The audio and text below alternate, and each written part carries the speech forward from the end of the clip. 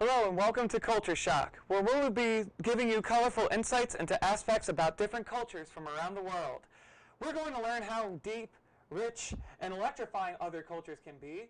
My name is Danny and I will be your host today. We are joined by Zife Epuechi about Nigeria, known as the Giant of Africa. How are you doing today, Zife? Hi, Danny. I'm doing okay. How are you doing? I'm good. Thank you very much for joining us today. Thank you for so having first me. I want to talk a bit about the history of Nigeria. Tell us a bit about its origins and stuff of that nature. Well, Nigeria is a country in West Africa. It was colonized by the British people. It found its independence in 1960 by Flora Shaw, a couple of activists that after its military regime tried to have a democratic society. It's a beautiful culture that consists of different tribes, different languages, and we have so many things associated with them. It's just a beautiful place to go to. It's trying to open up its way for tourism and a lot of international travel. A lot of political associates are also trying to come in there to develop the country. It's known as a third world country. So it's just been a lot with the place, a lot of improvements that we're trying to set in stone, just coming from where we were to trying to get to a better place. Could you tell us a bit about like family life in Nigeria? Tell us what like the normal, should I say, Nigerian family is like. Well, since I'm African, Nigeria is an African country. Most people do tend to have a lot of traditional views where the man goes to work, where you have a housewife. But because of society being tough for some people, we have both parents going out to work. Both my parents are Nigerian and they do hail from the same place, which is Anambra State, from the eastern part of Nigeria. So I was born in Nigeria. I came to the United States at the tender age of 1, and I have one younger sibling, a brother, who was born in the United States. So I grew up in the United States for a couple of years through elementary school, through middle school, and a little bit through high school before I went back to Nigeria. And then I also stayed there for a couple of years before coming back to the United States, where I completed my college degree and everything. So I wouldn't say we are a typical Nigerian family where it comes to like our values in life, our ethnicity, language, the food, the culture, but I did have a life living in two countries. Now, you said you alternated between countries as you were going to school. Mhm. Why don't you tell me some of like the differences you may have noticed between the two school systems, the American school system and the Nigerian school system? One thing I'll say for sure is that the Nigerian school system is a lot more tougher, it's a lot more strict. I think the education system in Nigeria is a little bit more fast forward. So when I came to the United States, I was like in the 10th grade. What they were teaching me in school is something that I learned in 8th grade in Nigeria. We tend to do a lot of remembering. So the tests and the exams is a lot more what you can remember. It's a lot free form, not a lot of a lot of open answer questions where you have to actually like figure out the answer or remember the answer. I also attended a boarding school when I was in Nigeria, so you live on campus. We had headmasters and dormitory. Dormitory matrons who took care of us in school, and then we go home during the holidays or during break in session. Whereas in America, I was going to school every day from home, and in college, I was also doing the same before I lived temporarily a little bit on college. So I would say that the system in Nigeria is a little bit more tougher, but I think it's good for the kids to, study hard and learn hard. So yeah. Are there any misconceptions or any other stereotypes about Nigerian people you wish people would kick? Yes, I think the first major red flag I hear when people talk a lot is that Nigeria is full of scammers. So there's this thing about like the Nigerian prince Yes, or I've heard about yeah, that. Nigerian prince and 419, which is true, but then I just don't feel like that is a good attribute to just attain to the people as a whole. There are scammers in all parts of the world, even in the United States. So that's one thing. Some stereotypes I've heard is that Nigerian people are loud, African people are loud. Sometimes they are, but there's a niche of quiet people like myself. I wouldn't consider myself a loud person, and there's multiple people like that. So stereotypes are always like a general truth, but that can be the same for everybody.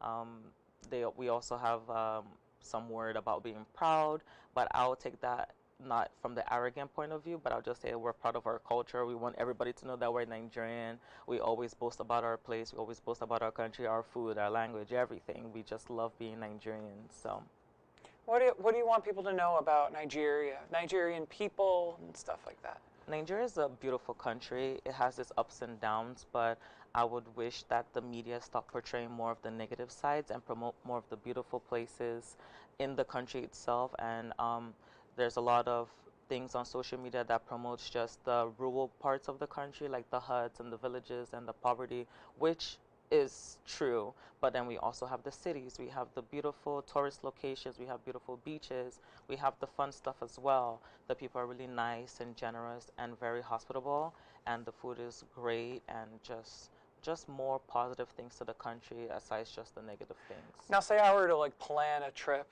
to Nigeria, what are some places or maybe things to do that you suggest that I take part in? Most times, Nigeria is best to go back to during the end of the year. So we call that our festive season.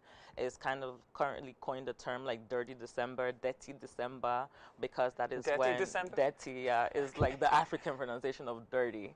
So most people from the diaspora, so people who live in the UK, the US, we tend to go back home a lot because it's a culture for us during festive season to spend that with family. So even the people that live in Nigeria, that live in the cities during December period, Christmas period, we tend to go back to our hometowns. So even when we go abroad, we also embody that same mentality where we go back home. So Nigeria is very boisterous. It's the perfect time to have festivals, carnivals, concerts. So it's really fun during those times. What's like your favorite festival? Have you been to like a... I'm Igbo, so I mostly spend that time in my hometown. So we have like the masquerade festivals during the end of the year where people come out, kind of come out to the marketplace. There's a lot of like events going on. So it's just food everywhere, music everywhere. And like I mentioned, you're spending that time with your family. All right. Don't go anywhere. We will be right back after these messages. Trick-or-treating is something very fun for kids. But it can turn scary for parents. After a night of trick-or-treating, be sure to check your child's candy for any sort of tampering. It could save their life.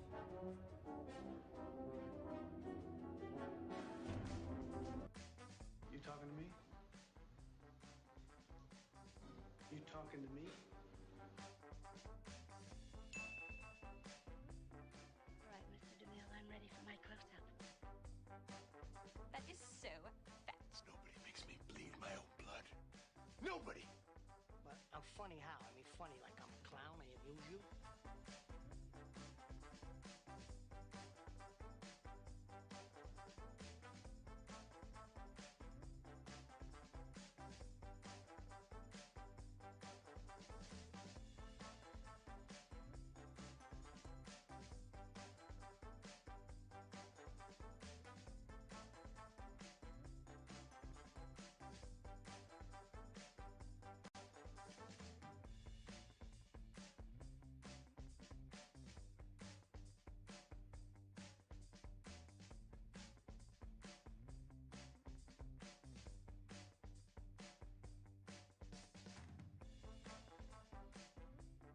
On a daily basis, we're met with many inconveniences, such as road work, traffic, or poorly written laws and regulations. Well, the solution is you. Yes, you. By visiting the website www.nj.gov/elections, you can find out information regarding the local politicians running in your area. It's up to us as a community to discuss the changes we would like to see happen by voting in our local election November 6th. Welcome back to the show, everyone. We're still here with Zife discussing the culture of Nigeria. Now, Zife, can you tell us a bit about the different tribes, such as yours or others? Of course. So Nigeria has over 170 different ethnic groups. I am from the Igbo culture, which is one of the major three tribes we have in Nigeria, which is the Igbo, the Yoruba, and the Hausa. The Igbo people are from the eastern part of Nigeria. The Hausa people are from the northern part of Nigeria, while the Yorubas are from the western part of Nigeria. Then in the south, we have a bunch of different minority groups, we call it. So the first three are the majority groups, and then everything else is the minority, like the Ijaw people, the Shekiri people, the Igala people, which consists of all these different states. Nigeria has 36 states and capital. Even being from the Igbo tribe consists of 5 states from Nigeria. Everybody in those states all speak Igbo a slightly different way. We have something called the general Igbo that you can speak one person to the other no matter where you're from. But then, dating back to our hometowns, we speak it with a little bit of a twang and a little bit of a twist that differentiates which Igbo state you're from. So it's very unique. So there's different dialects within The same tribes. the language here. Mhm. And I understand you've brought some stuff here for us that Yes. has relation to your tribe. Can I Yes. see a bit of So that? most of them are clothing, especially this one. So this is an item that is worn on the head. It is called an ichafu. Ichafu in Igbo. Different cultures, different tribes will probably call them a different language, but for us it's called ichafu, and this is significant to the Igbo people because of the material. That's really So pretty. different places, it's a headpiece like the one I'm wearing, but a different material, as you can see. This one is more of like a cloth, while this is more of a structured material. So this was already decorated and designed in this specific style, but you can form it into any which way you want. It is typically worn on traditional outfits, such as the one I'm wearing, and by women. By women of any age, you can wear that. So. Now tell me of any notable Nigerians that you want people to know more about. So Nigeria has a famous guy, Aliko Dangote. He's the richest black man in the world. He hails from Nigeria, and he's also from the northern part of Nigeria. He's held that title for many years. He's a multi-billionaire. And he mostly made his wealth through owning multiple businesses like cement. He owns a lot of food items, and he also dips his hand into oil and gas. So that is how he's kind of formed his wealth over the years. We have notable figures in literature, such as Wole Soyinka. He was also the first African man to win a Nobel Prize Award of Literature. He's written a lot of poems and books that we typically read in schools as our assignment and part as our material. And right here, I also brought 2 books from Chinua Achebe. He's a famous writer from Nigeria. He also hails from the Igbo tribe. He writes a lot of books about the Igbo culture, the colonization of the people. And this is one of the famous books he has written, Things Fall Apart, which is also a material that is used in schools in Nigeria. Another art. May I see this one? Yes. Thank you. Another author is Chimamanda Ngozi Adichie. Oh yes, I've heard of her. She's also really famous. She's on the younger side. She's a younger generation of authors. She also writes about the Igbo culture, about the woman child, the female child in Nigeria, a lot of struggles, and even modern day colonization in households and religious psychosis. This is Purple Hibiscus, one of her well-read novels that has won a lot of awards. Now, could you also tell me about any musicians that have become popular in recent memory, or some of the most influential ones? Of course, one of the most influential artists that come to mind is Fela Kuti. He is actually the father of Afrobeats in Nigeria. He rose to fame by singing a lot of songs about the government and a lot of about corruption. He got locked up multiple times for singing these kinds of songs. So a lot of artists in current day have piled a lot of inspiration from him. A good example being Burna Boy, who is a more modern day time artist, and he's kind of coming up globally. His songs kind of mimic that kind of Fela Kuti's style and background songs and backup dances, backup music.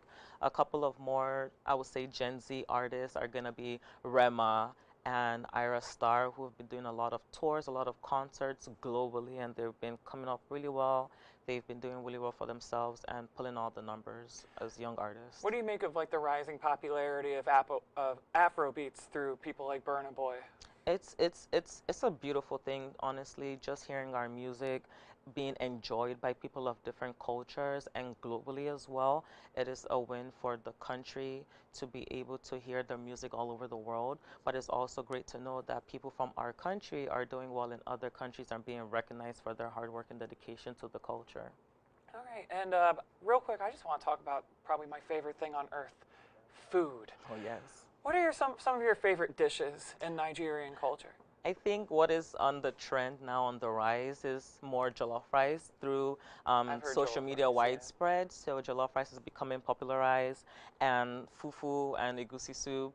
So egusi soup is a melon seed soup that is also significant to the Igbo people. We have a couple of soups, a couple of rice dishes. Egusi soup being one of them. We have oha soup that is also, most of these soups derive from unique and indigenous leaves and herbs and spices. So I do not know the English translation, the English translation for most of these soups. We have oha soup. We have a lot of delicacies that are unique to Nigerian people because the ingredients that are used to cook these are grown in Nigeria. So we have something called abacha and waka. They are like roasted, dried, and sautéed like ingredients. I would say cassava is what kind of comes to my mind the closest. Toss in a lot of just aromatics and spiciness because we love our peppers, with a lot of proteins and meats that are eaten, by different people of cultures. I'm Igbo, so the Hausa people, the Yoruba people, they also have their own famous dishes. So the Yoruba people have something called amala and ewedu, which is their most famous dish known by the Yoruba people, while the Hausa have tuwo shinkafa, is more of like a rice dish that is eaten with their hands. So our foods are very, very, very diverse, and I just love that it's also being recognized and people enjoying it globally. So there's a lot of African restaurants, a lot of Nigerian restaurants that are coming up to the rise, with people trying out the food, enjoying it, and going back for more without having to be Nigerian. Now, I got a good question regarding foods. With cold and flu season coming up, what would be the best dish to help remedy a cold? A great example that comes to mind is something that we call pepper soup. It's a broth that is typically boiled with like your meats, and a lot of aromatics, herbs, and spices are thrown in there, like cloves, garlic, ginger, pepper, to help clear up your sinuses, help with digestion, and it kind of also relieves headaches, mostly if you're feeling under the weather. That is the perfect thing, and it's also given to new mothers when they just put to bed to help cleanse their blood and flush their system out. So it's very helpful. That's good. More with Zife Epuichi after these messages.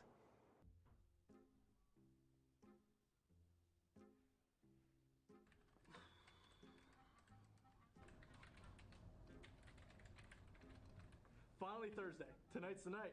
Are you ready? You know I can't. I have that test tomorrow that I've been talking about. Cognitive dissonance, huh? What? Cognitive dissonance? The state of having two conflicting thoughts? What? Basically, when you can't decide on something because the two things you want to do are contradictory to each other. So, for example, you want to go out, but you know you should study for your test. And how do I fix this exactly? You either have to change your beliefs, or you have to change your actions. Where did you even learn this? I can't even spell cognitive dissonance. I'm a comm studies major, remember? Yeah, whatever. Alright, well, I guess I'm staying home because there's no way I'm gonna survive tomorrow without studying. Whatever. Suit yourself.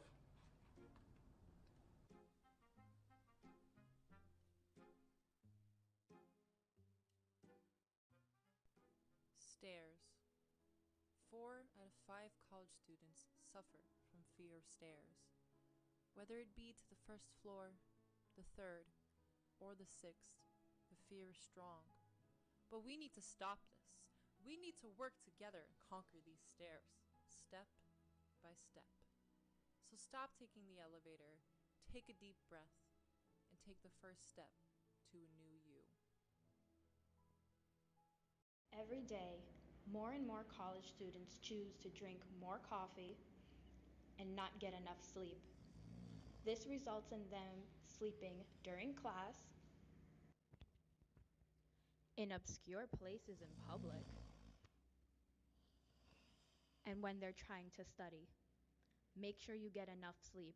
Don't always rely on coffee.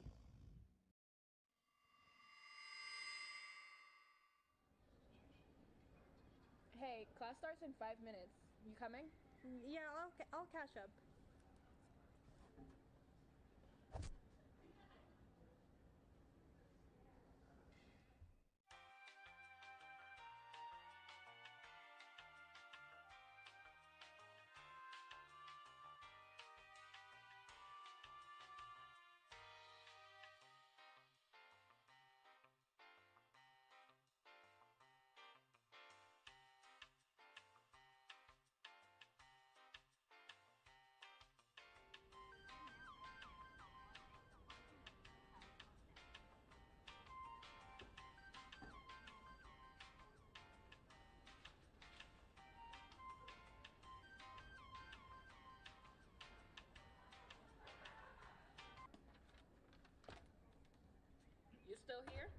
Oh, yeah.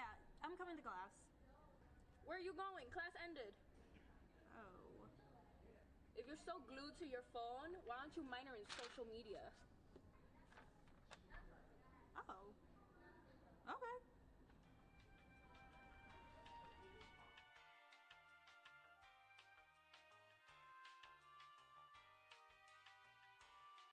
Welcome back, everybody. Before the break, we got a little bit into about the different fashion from Nigeria, but now we're going to be dedicating this entire segment to it. Zife, why don't you lead us in and tell me more about the different clothes you brought in for us today? Of course. So I'm going to start off with what I'm wearing. Yes. This is called an Ankara material. So It I'm looks wearing, beautiful on you, thank by you the very way. much. Yeah. So I have sewn mine into a shirt. I also have it in the skirt version, so you can wear it as a whole set with the headscarf made from the same material. We have a couple of different fabrics, and right here I'm going to go into what we call dashiki. This has always also been widespread worn by African people, so this is a different print of clothes. This can be worn by men or women. This is also the top version. I also have it in the shorts. It's beautiful. So these are a pair of shorts that can be mixed and matched by different colors of the dashiki material. As you can see, it's a very unique type of print to it. So when you see it, you can kind of know. I have this one. This is called the Senator. Well, the nickname for it is the Senator because it is kind of seen as a very formal outfit. It is worn by men. So this can be dressed up and dressed down. You can wear this under a pair of jeans, but it typically comes with a matching set. So you can wear this with the same pair, and this is typically worn to weddings. This is worn to corporate events, and which hence the nickname Senator. So a lot of high-profile men in Nigeria typically wear this when they step out with their entourage, when they go to meetings, when they have a lot of political events. And this is also seen as very corporate wear in Nigeria. Here's another example. This is incredibly soft, this one. Yes, it has different materials, but the most famous material used to sew that is cashmere. So it's very soft, very easy to clean. And that's what this is, right? Cashmere? Yes. Oh, yes. I And very breathable because Nigeria is also a hot country. So our fabrics are typically very lightweight. This is another example of a long sleeve version of this outfit. And the bottoms will be a pair of white pants, same as the shirt. So it's very breathable, very lightweight, as you can see. And you can make it in different styles. You can make it short sleeve. You can put some beading, some embroidery, like this one has some embroidery on there. Exactly. And this is another example of what I'm wearing, another example of the Ankara material. So this is a skirt, and this is a very colorful print, while the one I'm wearing is like a more muted red print. So this is very colorful, as you can see, very bright. These materials can be sewn into anything you want. You can put them into shorts, you can make it into a blouse, you can make it into a dress, you can make it into a blazer. So this may be a bit of a loaded question, but I've always loved how intricate all these patterns were. Did you happen to know where they came from, the patterns, or? I think it's just the artistry of the people, to be honest, because some of these are handmade. Like if you go to local villages and local hometowns of people, there's another material worn by the Yoruba people called ashoke. I've seen a lot of videos where it is physically being handmade, and it's just beautiful seeing the prints come to life. They use the old weft motions, those wooden instruments, they're done by hand, while the embroidery on some of these are also made by hand. So I also mentioned this before. This is an ichafu worn by the Igbo people. The Yoruba people also have their own version called ashoke. It is a more bendable, malleable material, also worn by the woman. We have some accessories here.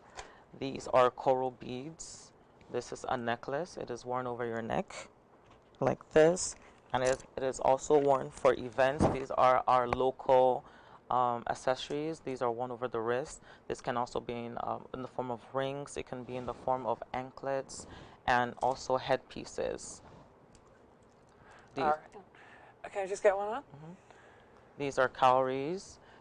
Cowries used to be currency back in the days, so these used to be currency and used to trade in the markets, while most of these are also handcrafted. The wooden beads, they're also handcrafted by local furniture makers that make all these things. So these are all parts of our accessories in Nigeria.